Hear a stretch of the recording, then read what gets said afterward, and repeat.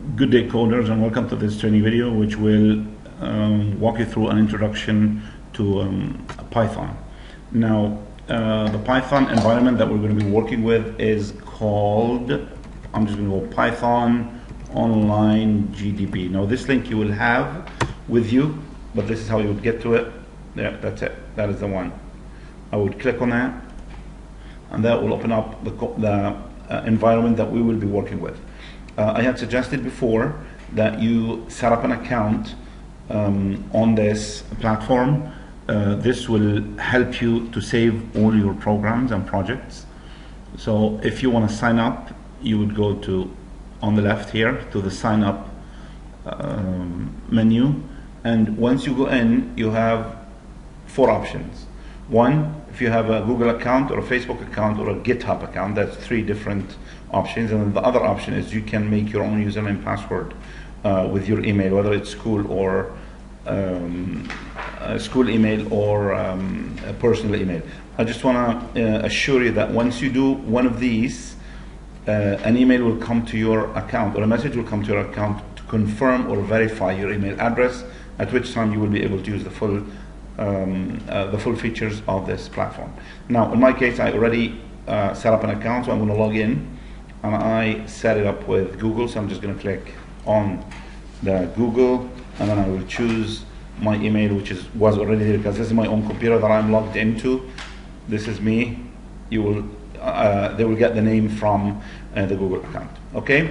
Now, as we first start, like we said, this is Python, so you need to set the environment up so to be working with the Python, and this could happen here through the select programming language that we want, and in this case we're going to go with Python 3. Okay, as you change it to Python 3, you will notice that all the coding changes, and then you have this print hello world, the hello world program. So if I run my program now, I will see hello world in the output area or the console area. And after a very important message, you need to keep an eye on that.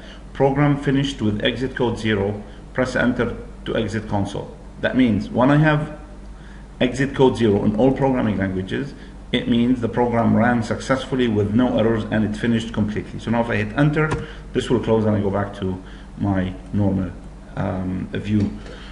Now the next idea here, the next thing that I want to talk about is I want to hide this menu just so I have some more space and more clarity, so it's not confusing for you guys while you're listening. So I'm going to click on that to minimize it. If I want to put it back up, I could click on this and then it'll show it again. So for now, I know I'm logged in. I'm going to minimize it. It's on the left, and I'm going to keep it there.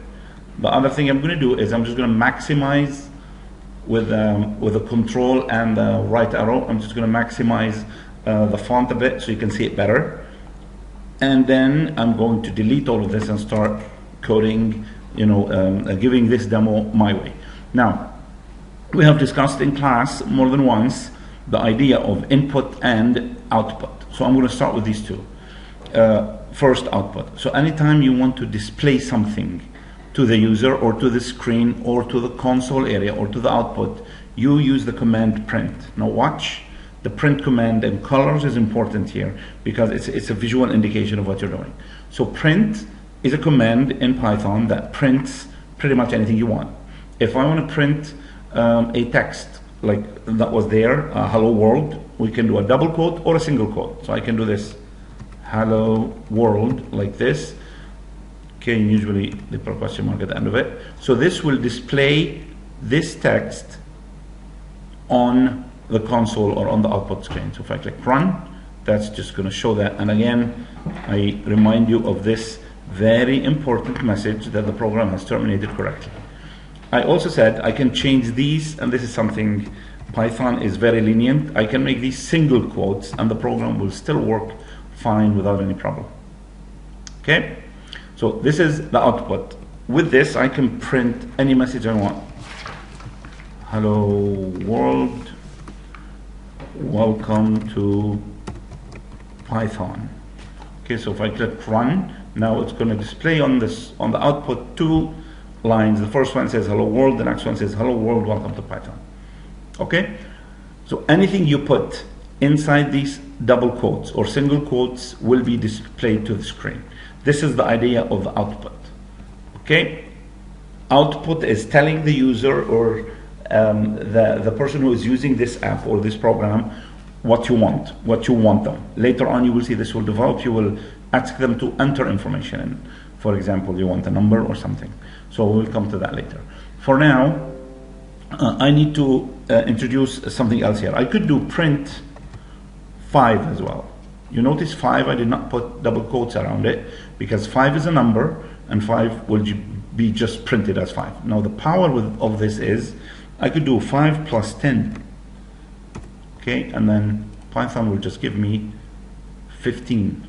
Okay, so it adds these up. So there is mathematics in this.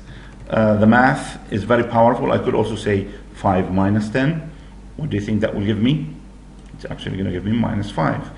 Computer, and my Python in this case, knows negative numbers and positive numbers. What happens if I do print 5? This is the divided by sign. This is the division sign in pretty much all computers and programming. It's the backslash.